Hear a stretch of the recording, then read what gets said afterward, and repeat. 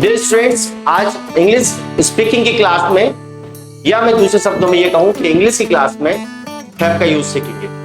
Have का use आपको English speaking में भी काम आएगा, और अगर आप ग्रामर में भी सीखना चाहते हैं या किसी कॉम्पिटिटिव एग्जाम की तैयारी कर रहे हैं, तब भी आपको हैव का यूज किस तरह से होता है वो समझना ज्यादा जरूरी है। अगर हम हैव की बात करते हैं तो हैव की कोई एक हिंदी नहीं होती है। अगर आप हैव की हिंदी निकालने की कोशिश करेंगे तो कोई एक पर्टिकुलर शब्द से हैव की हिंदी नहीं निकाली जा सकती। ऐसा इसलिए है क्योंकि हैव के काफी सारे यूज है। क्योंकि इसके काफी सारे यूज है तो इसकी कोई एक हिंदी कैसे हो सकती है, क्योंकि अलग अलग जगह अलग अलग यूज होने पर हम इसका सेंटेंस बोलने का तरीका बदलते हैं, और जब हम इसका हिंदी में सेंटेंस बोलने का तरीका बदलते हैं तो डेफिनेटली इसकी हिंदी अलग अलग होती जाएगी। लेकिन मोर ओवर हम यहाँ पर हैव का मीनिंग समझेंगे, हैव का सेंस समझेंगे, और ये सीखेंगे कि हैव को किस किस तरह से यूज किया जाता है।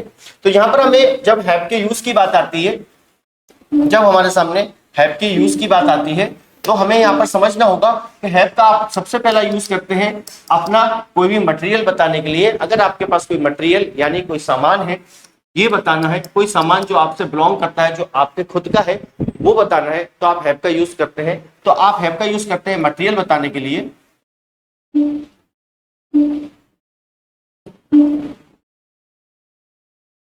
थिंग यानी कि वस्तु, दोनों एक ही बात है। तो आप अपना कोई सामान या कोई वस्तु बताने के लिए हैव का यूज करते हैं। मटेरियल, थिंग, रिलेशनशिप,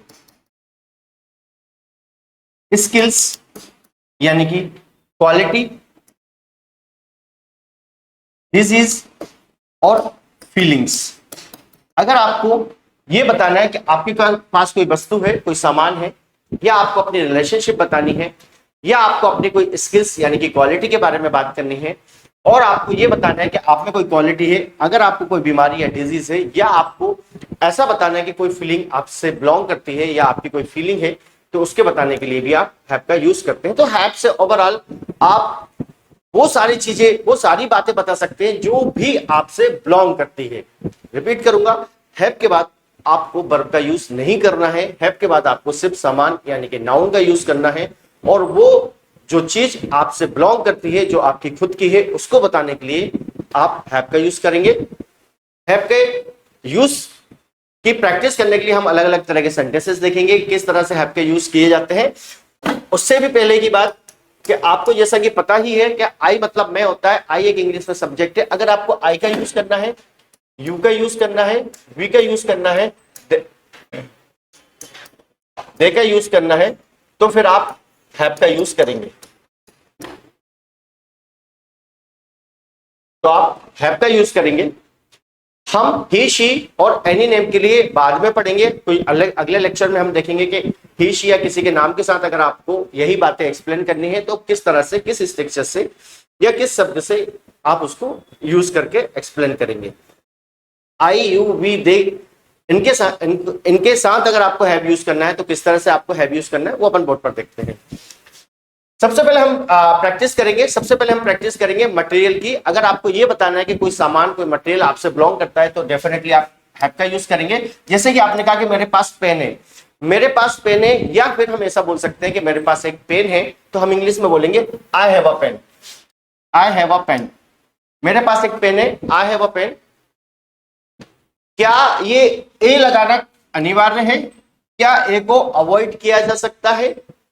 तो यहां पर जवाब होगा नहीं, ए को अवॉइड नहीं किया जा सकता। हाँ, लेकिन अगर आप चाहें तो हिंदी में एक ना भी बोलें तो भी चलेगा। आप सिर्फ ऐसा भी बोल सकते हैं कि मेरे पास पेन है। हिंदी में एक बोलना अनिवार्य नहीं है, हिंदी में एक बोलना अनिवार्य नहीं है, बट इंग्लिश में ए बोलना जरूरी है। हिंदी में आप ए बोले या हिंदी में आप एक बोले या एक ना बोले, दोनों ही स्थिति में आपका हिंदी का सेंटेंस ही माना जाएगा। बट इंग्लिश में अगर आप ए का यूज नहीं करेंगे तो आपका सेंटेंस सही कंसीडर नहीं होगा। इसलिए अगर आपके सामने, अगर आपको कोई भी काउंटेबल नाउन जो भी एक की संख्या में है अगर ऐसी कोई नाउन जो एक की संख्या में है और काउंटेबल है तो उसके पहले आपको ए का यूज करना अनिवार्य होगा। मेरे पास पेन है, आई हैव अ पेन।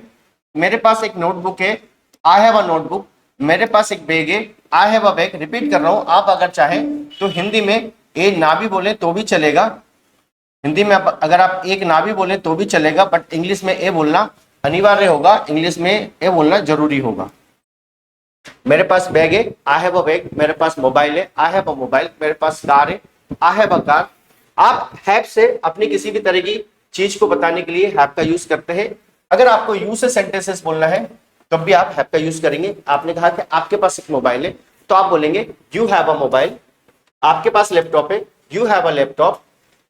आपके पास वाटर बॉटल है, आपके पास पानी की बोतल है, you have a water bottle. तो you have a water bottle, आपके पास पानी की बोतल है, you have a water bottle. आपको अगर वी का यूज करना है तब भी हम इसका यूज करेंगे कि हमारे पास एक पेंसिल है, वी हैव अ पेंसिल। हमारे पास एक स्केल है, we have a ruler. We have a calculator, हमारे पास कैलकुलेटर है। वी हैव एन अम्ब्रेला, हमारे पास एक अम्ब्रेला है। चूंकि यहां पर प्रोनाउंसिएशन यू से आ रहा है यानी कि आ से आ रहा है अम्ब्रेला, इसलिए हमने यहां पर ए का यूज किया है। आई हैव एन अम्ब्रेला, यहां पर ए का यूज नहीं होगा, यहां पर एन का यूज होगा।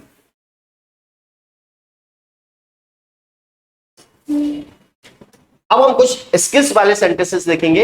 यहां पर हम स्किल्स यानी कि योग्यता की बात करेंगे। अगर हम यहां पर बात करेंगे क्वालिटी की तो हम स्किल भी बोल सकते हैं और स्किल्स भी बोल सकते हैं, दोनों को ही सही माना जाएगा। स्किल भी बोल सकते हैं, स्किल्स भी बोल सकते हैं, दोनों को ही सही माना जाएगा। आई हैव कम्युनिकेशन स्किल या स्किल्स, दोनों को सही माना जाएगा। स्किल का मतलब होता है, स्किल का मतलब होता है कौशलता। क्योंकि ये ज्यादा हिंदी हो जाती है तो मैं इसको साधारण भाषा में बोल सकता हूं हुनर। अगर आप में किसी भी काम को करने का कोई हुनर है, कोई टैलेंट है, या हम इसे साधारण भाषा में बोल सकते हैं योग्यता। अगर आप में किसी भी काम को करने की कोई योग्यता है तो आप स्किल वर्ड का यूज करते हैं। इसको स्किल वर्ड का आप यूज करते हैं अपनी योग्यता बताने के लिए, हुनर को बताने के लिए, टैलेंट को बताने के लिए, कुशलता को बताने के लिए आप स्किल वर्ड का यूज करते हैं। लेकिन अगर आपको बोलना है, जैसे आपने कहा पढ़ाने का हुनर, अब पढ़ाने को इंग्लिश में क्या बोलते हैं? पढ़ाने को इंग्लिश में बोलते हैं टीच। आपने कुछ नहीं करना है, सिर्फ इसमें आईएनजी लगाया और फिर आपने स्किल जोड़ दिया, या ऐसे लगा देंगे तो ज्यादा अच्छा हो जाएगा, स्किल्स कर दिया। पढ़ाने का हुनर टीचिंग स्किल्स। लिखने का हुनर राइटिंग स्किल्स। पढ़ने का हुनर, पढ़ने को रीड बोलते हैं, रीड में हमने लगाया आईएनजी और स्किल वर्ड जोड़ दिया, तो क्या हो गया? Reading skills. पढ़ने का हुनर। खाना बनाने का हुनर, खाना बनाने को इंग्लिश में बोलते हैं कुक। कुक में हमने लगाया आईएनजी और फिर इसमें जोड़ दिया स्किल्स, तो हो गया खाना बनाने का हुनर। अगर आपने किसी भी काम को करने का हुनर है तो वो स्किल है या स्किल्स है, और उसमें फिर आप उस पर्टिकुलर वर्ब में आईएनजी लगाकर स्किल्स वर्ड को बाद में जोड़ देंगे तो ये पर्टिकुलर एक नया शब्द आपके पास तैयार हो जाएगा, स्किल्स। पढ़ाने का हुनर टीचिंग स्किल्स, दौड़ने का हुनर रनिंग स्किल्स, डांस करने का हुनर डांसिंग स्किल्स, गाने का हुनर सिंगिंग स्किल्स, बोलने का हुनर स्पीकिंग स्किल्स, या फिर कम्युनिकेशन स्किल्स, मतलब बातचीत करने का अगर आप में हुनर है तो आप बोलते हैं कम्युनिकेशन स्किल्स। लीडरशिप स्किल्स, नेतृत्व करने का हुनर, आप में अगर नेतृत्व करने का हुनर है तो आप बोलेंगे I have leadership skills, I have problem solving skills. देखिए यहां पर आईएनजी लगाया। अब आप अगर ये बोलते हैं कि यहां पर आईएनजी क्यों नहीं लगाया और यहां पर आईएनजी क्यों नहीं लगाया, तो आपकी जानकारी के लिए कम्युनिकेशन कोई वर्ब नहीं है, आईएनजी सिर्फ वर्ब में ही लगाया जाता है। वर्ब के अलावा किसी और शब्द में, किसी और नाउन में या एडजेक्टिव में कभी भी आईएनजी नहीं लगाया जा सकता, इसलिए हमने यहां पर आईएनजी नहीं लगाया है। लेकिन आपको बहुत सारे सेंटेंसेस बनाने के लिए मैंने एक पर्टिकुलर ट्रिक आपको बताई है। अगर आपको ऐसा बोलना है कि मुझ में गाने का हुनर है तो आप बोलेंगे आई हैव सिंगिंग स्किल्स। मुझ में नाचने का हुनर है, आई हैव डांसिंग स्किल्स। मुझ में पढ़ाने का हुनर है, आई हैव टीचिंग स्किल्स। मुझ में सीखने का हुनर है, आई हैव लर्निंग स्किल्स। मुझ में दौड़ने का हुनर है, आई हैव रनिंग स्किल्स। इस तरह से आप अपने स्किल्स यानी योग्यताओं को बताने के लिए भी हैव का यूज करते हैं। इसके अलावा जरूरी नहीं है कि आप सिर्फ स्किल्स की बातें करें। अगर आप में अन्य कोई क्वालिटी है, अगर आप में अन्य कोई योग्यता है, तो उसके लिए भी बिना स्किल्स लगाए भी आप इसका यूज कर सकते हैं। जैसे आपने कहा कि मेरी I have good command over maths, मेरी मैथ्स पर अच्छी कमांड है। आई हैव गुड इंग्लिश, मेरी अच्छी इंग्लिश है। I have good English, I have good command over English, मेरी इंग्लिश पर अच्छी कमांड है। आई हैव गुड नॉलेज, मुझे अच्छा नॉलेज है। आई हैव एक्सपीरियंस, मुझे एक्सपीरियंस है। ये आपकी क्वालिटीज हैं। तो आप अन्य क्वालिटीज को बताने के लिए भी जरूरी नहीं है कि आप हर बार स्किल्स वर्ड का यूज करें, लेकिन आप अपनी अदर क्वालिटीज को बताने के लिए भी हैव का यूज कर सकते हैं। अदर क्वालिटीज को बताने के लिए भी आप स्किल्स वर्ड को यूज किए बिना भी अदर क्वालिटीज को एक्सप्लेन कर सकते हैं। आप में कंप्यूटर स्किल्स हैं, यू हैव कंप्यूटर स्किल्स, क्योंकि कंप्यूटर नाउन नहीं है, सॉरी, क्योंकि कंप्यूटर वर्ब नहीं है, इसलिए हमने इसमें आईजी नहीं लगाया। यू हैव राइटिंग स्किल्स, आप में पढ़ाने की योग्यता है। यू हैव प्रेजेंटेशन स्किल्स, आप में प्रस्तुति करने का कौशल है, प्रस्तुति करने की योग्यता है। आप में प्रेजेंटेशन का स्किल्स है, तो you have presentation skills. We have management skill, हम में मैनेजमेंट के स्किल्स है। वी हैव नेगोशिएशन स्किल्स, हम में नेगोशिएशन के स्किल्स है। दे हैव मैनेजमेंट स्किल्स, उनमें प्रबंध करने की योग्यता है। Sorry, they have time management skills. They have listening skills, listening मतलब सुनना, सुनना भी अपने आप में एक बहुत बड़ी योग्यता है। हर कोई नहीं सुन पाता है, लोग बोलते ज्यादा है, सुनते कम है। सुनना भी एक बहुत बड़ी योग्यता है। दे हैव लिसनिंग स्किल्स, उनमें सुनने की योग्यता है। अब हम आते हैं रिलेशनशिप के। अब हम कुछ रिलेशनशिप के वर्ड्स देखेंगे। अगर आपको अपनी कोई रिलेशनशिप एक्सप्लेन करनी है, अगर आपको ऐसा एक्सप्लेन करना है कि कोई भी रिलेशन आपसे बिलोंग करता है, तब आप हैव का यूज करते हैं। आई हैव अ ब्रदर, मेरा एक भाई है। आई हैव अ ब्रदर, मेरी एक बहन है। आई हैव अ सिस्टर। अगर यहां पर ये एक से ज्यादा हो जाएगा तो यहां पर आपको ध्यान रखना होगा कि आप इस तरह बोलेंगे, आई हैव टू ब्रदर्स। ध्यान रखना होगा कि अगर एक से ज्यादा होते हैं तो हम ए को रिमूव करेंगे और फिर हम एस भी लगाएंगे। आई हैव टू ब्रदर्स, मेरे दो भाई हैं। आई हैव मेनी ब्रदर्स, मेरे बहुत सारे भाई हैं। I have two sisters, I have three sisters. अगर आप एक से ज्यादा की बात करेंगे तो यहां पर ध्यान रखिएगा कि प्लूरल बनाना अनिवार्य होगा, और प्लूरल बनाने के लिए आपको एस का यूज करना होगा। I have three sisters. I have a mother, मेरी एक माँ है। अभी थोड़ी सी देर पहले मैंने बताया, ऑब्वियसली माँ एक ही होती है, तो भी क्या हम यहाँ पर ए को अवॉइड कर सकते हैं? तो मेरा जवाब है नहीं, यहाँ पर ए को अवॉइड नहीं किया जा सकता, ए लगाना अनिवार्य है। हम हिंदी में डेफिनेटली ऐसा नहीं बोलते कि मेरी एक माँ है, हम हिंदी में ऐसा ही बोलते हैं कि मेरी माँ है, हम एक नहीं बोलते। बट इंग्लिश में ए लगाना अनिवार्य है, क्योंकि इंग्लिश में अगर आप काउंटेबल नाउन का यूज करते हैं तो ए लगाना अनिवार्य होगा। अगर आप ए नहीं लगाएंगे तो आपके सेंटेंस को सही नहीं माना जाएगा। तो आई हैव अ मदर, मेरी माँ है। यू हैव अ फादर, आपके पापा हैं। यू हैव अ फ्रेंड, आपका दोस्त है। यू हैव अ कजिन, आपका चचेरा भाई है। कजिन, यहां पर एक बात समझने होगी, अक्सर स्टूडेंट्स कजिन के बाद ब्रदर या सिस्टर वर्ड को जोड़ देते हैं, जो कि गलत है। कजिन के बाद आपको ब्रदर या सिस्टर वर्ड को जोड़ना नहीं है। कजिन अपने आप में कंप्लीट वर्ड है। अगर आप बोलते हैं I have a cousin brother, I have a cousin sister, this is wrong. I have a cousin ही बोलना होगा।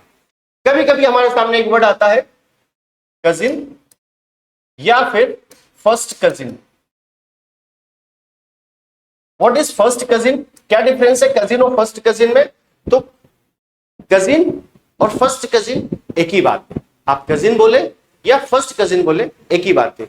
जिस तरह हम हिंदी में कभी कभी जोर देकर बोलते हैं कि ये मेरा सगे चाचा का लड़का है, जब हम ऐसा जोर देकर बोलते हैं तब हम इंग्लिश में बोलते हैं he is my first cousin. I have two first cousins, मेरे दो फर्स्ट कजिन्स हैं। ऐसा भी आप सेंटेंस बोल सकते हैं कि I have two first cousins, मेरे दो फर्स्ट कजिन्स हैं, यानी कि मेरे दो बिल्कुल रियल सगे चाचा के लड़के हैं या लड़कियां हैं या बहनें हैं। मेरी दो सगी चाचा, मेरे चाचा की या मेरे सगे चाचा की दो बेटियां हैं या मेरी दो सगी कजिन्स हैं, तो फिर यहां पर आप जोड़ देकर बोलते हैं फर्स्ट कजिन। लेकिन क्या सेकंड कजिन भी कोई वर्ड होता है, जिस तरह हिंदी में फर्स्ट कजिन होता है, सॉरी जिस तरह इंग्लिश में फर्स्ट कजिन होता है, तो क्या कोई second cousin, third cousin, fourth cousin भी वर्ड होता है? तो यहां पर एक चीज नोटिस कर लीजिएगा, फर्स्ट कजिन, सेकंड कजिन, ये दो वर्ड होते हैं। Third cousin, fourth cousin, fifth cousin ऐसा कोई वर्ड नहीं होता है।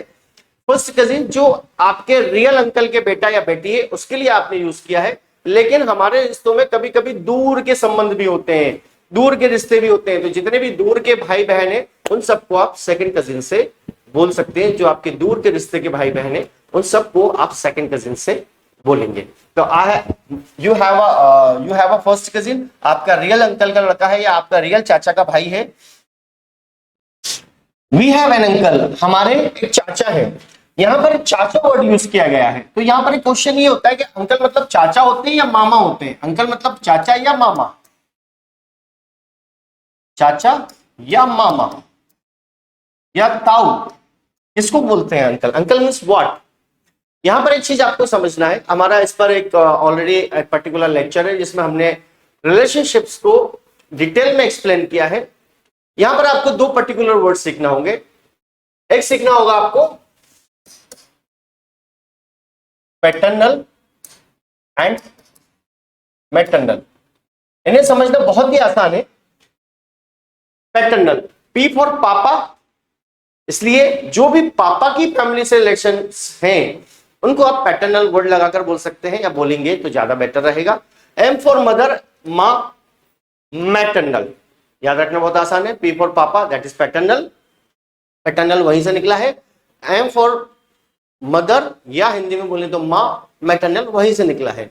तो जो आपकी मम्मी के फैमिली के रिलेशंस हैं, जो मम्मी की फैमिली से आते हैं, उनको मैटरनल लगाकर बोला जाएगा। जैसे कि मान लीजिए हम बात करें चाचा, क्योंकि चाचा फादर की फैमिली से होते हैं, पापा की फैमिली से रिलेशंस होता है ये, इसलिए इसमें हम पैटर्नल अंकल बोलेंगे। आप ऐसा भी बोल सकते हैं वी हैव अंकल या वी हैव पैटर्नल अंकल। हमारे चाचा है और हमारे मामा है तो वी हैव मैटरनल अंकल, हमारे मामा है we have maternal uncle. We have an aunt, यहां पर भी वही बात, अगर हमें बोलना है चाची तो वी हैव पैटर्नल आंट, और अगर हमें मामी वर्ड यूज करना है तो we have maternal aunt. Maternal aunt,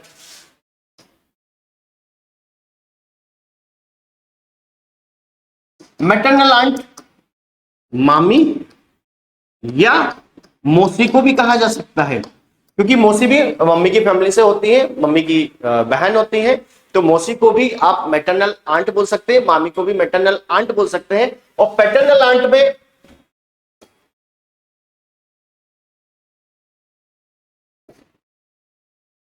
aunt में चाची या बुआ या ताई, मध्य प्रदेश में ताई बड़ी मम्मी को कहा जाता है, जबकि महाराष्ट्र में ताई शायद बड़ी बहन को कहा जाता है।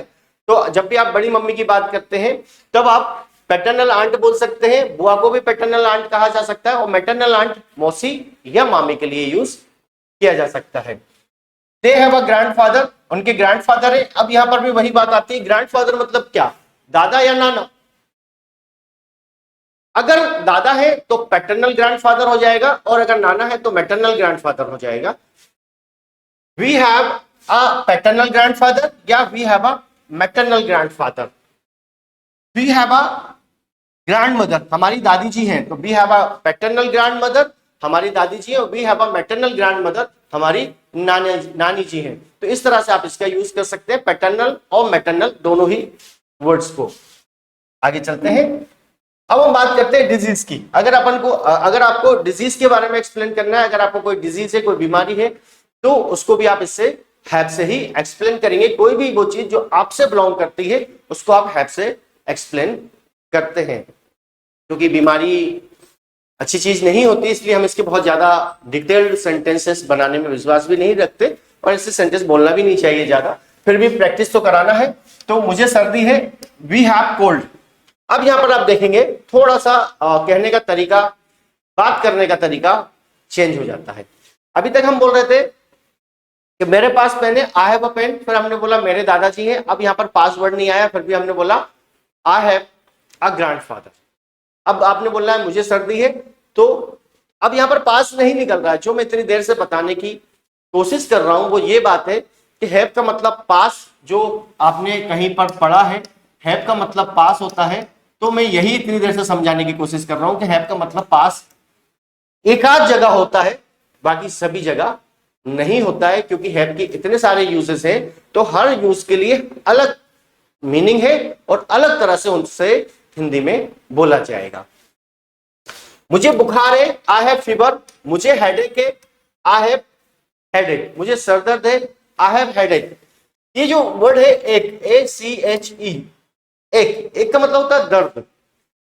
अगर आपको दर्द है तो आप उसे एक से भी बोल सकते हैं, और आपने एक वर्ड पहले से सुन रखा है पेन।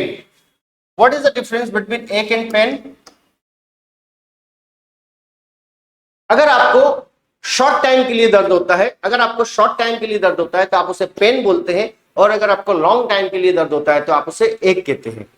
जैसे अगर आपको किसी ने पेन चुभोया या आपको कांटा चुभा, तो वो कुछ सेकंड्स के लिए आपको दर्द होता है, फिर दर्द ऑटोमेटिकली चला जाता है, दैट इज पेन। लेकिन सर दर्द लंबे समय चलता है, दांत दर्द देर तक चलता है, पेट दर्द देर तक चलता है। तो जो दर्द देर तक चलते हैं उसके लिए आप कौन सा वर्ड यूज करेंगे? एक मतलब लॉन्ग पीरियड का जो दर्द होता है उसे एक बोलते हैं। और खास बात यह है कि उसे बॉडी पार्ट के नाम के साथ लगाकर एक नए शब्द को निर्माण कर लिया जाता है, नया शब्द डेवलप हो जाता है। मुझे सर दर्द है, आई हैव हेडेक। आपको खांसी है, यू हैव अ कफ। आपको खांसी है, यू हैव अ कफ। यहां पर आपको एक डाउट आना चाहिए कि एक क्यों लगाया गया है, जबकि हमने यहां पर कोल्ड के पहले, फीवर के पहले और हेडेक के पहले ए नहीं लगाया और कफ के पहले ए लगाया।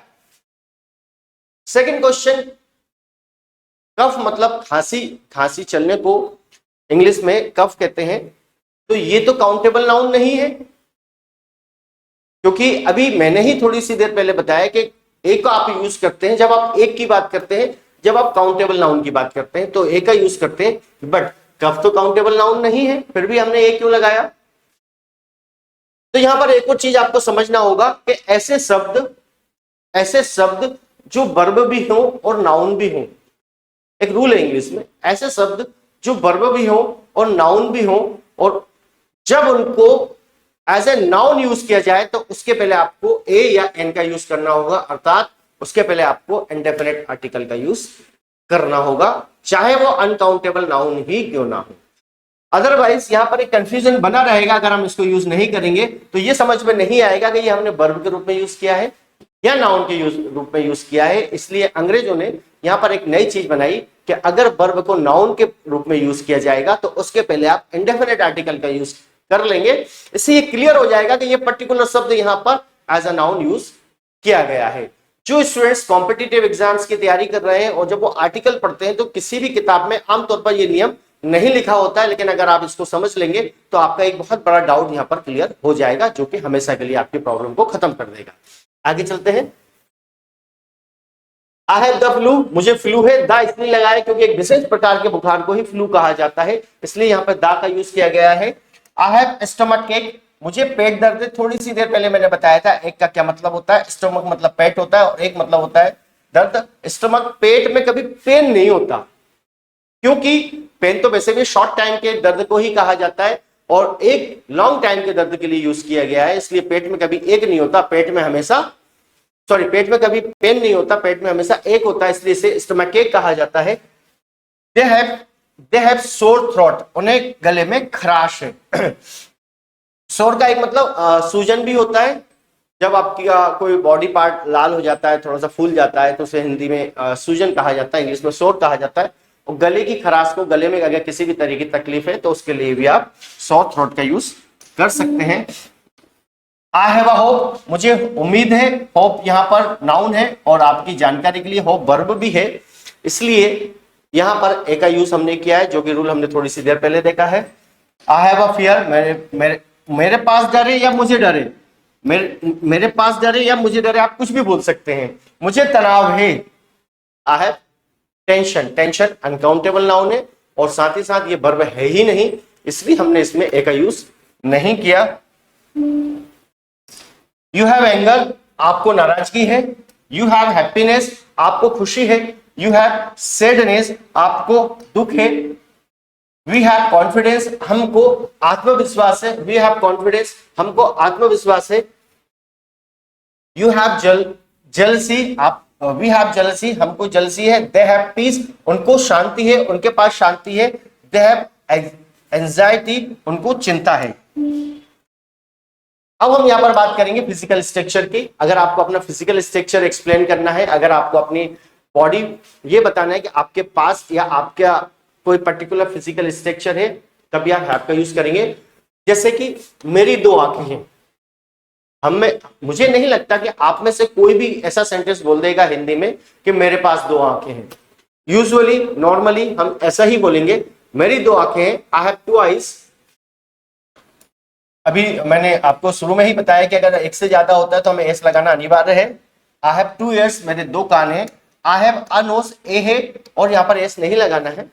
आप कहेंगे नोज तो एक ही होती है, लेकिन इंग्लिश में नियम है भले ही एक होती है, लेकिन इंग्लिश में ए लगाना अनिवार्य अगर एक की बात हो रही है तो। यू हैव ब्लू आईज, आपकी नीली आंखें। यू हैव टू हैंड्स, आपके दो हाथ हैं। यू हैव ऑयली स्किन, आपकी तेलीय त्वचा है या आपकी ऑयली स्किन है। वी हैव ब्लैक हेयर, हमारे काले बाल हैं। वी हैव स्ट्रॉन्ग बॉडी, हमारा शरीर मजबूत है या हमारा मजबूत शरीर है, कैसे भी करके आप बोल सकते हैं। दे हैव वाइट टीथ, उनके सफेद दांत हैं। दे हैव लॉन्ग आर्म्स, उनके लंबे भुजाएं हैं या लंबे बाजू हैं, तो दे हैव लॉन्ग आर्म्स। इस तरह से आप अपने बॉडी पार्ट को भी एक्सप्लेन कर सकते हैं। ओवरऑल हमने ये समझा कि हम हैव से अपने किसी भी चीज को एक्सप्लेन कर सकते हैं। कोई भी चीज जो आपसे बिलोंग करती है, वो चीज कोई मटेरियल हो सकता है, कोई सामान हो सकता है, कोई थिंग यानी कि कोई वस्तु हो सकती है, कोई फीलिंग हो सकती है, कोई डिजीज हो सकती है, कोई रिलेशनशिप हो सकती है, या आपके अंदर की कोई क्वालिटी या स्किल्स हो सकते हैं। उसको बताने के लिए आपने हैव का यूज करना है। रिपीट करूंगा, हैव की कोई पर्टिकुलर एक हिंदी नहीं होती है, मतलब पास हमेशा नहीं होता, सिर्फ एक आधी जगह होता है, क्योंकि इतने सारे यूज है और सारे यूज को किसी एक शब्द से कैसे बताया जा सकता है। इसलिए कभी भी इंग्लिश बोलते समय या इंग्लिश सीखते समय ट्रांसलेट करने की कोशिश मत कीजिए। अगर आपको सही इंग्लिश सीखना है तो हमेशा सेंस का ट्रांसलेशन कीजिए, उसके मीनिंग को समझने की कोशिश कीजिए, आप कभी गलती नहीं करेंगे। I hope you understood all the things. आपको, मुझे उम्मीद है कि आपको ये सारी चीजें अच्छी तरह से समझ में आ गई होंगी। जब आप इस वीडियो को बार बार रिपीट करके देखेंगे, ये बहुत अच्छी तरह से आपके दिमाग में सेट हो जाएगा और आप इसकी कंटिन्यूअसली प्रैक्टिस करेंगे तो आपको ये बोलना भी बहुत आसानी से आ जाएगा। तो have a nice time, enjoy yourself, goodbye, take care, ciao, thank you very much.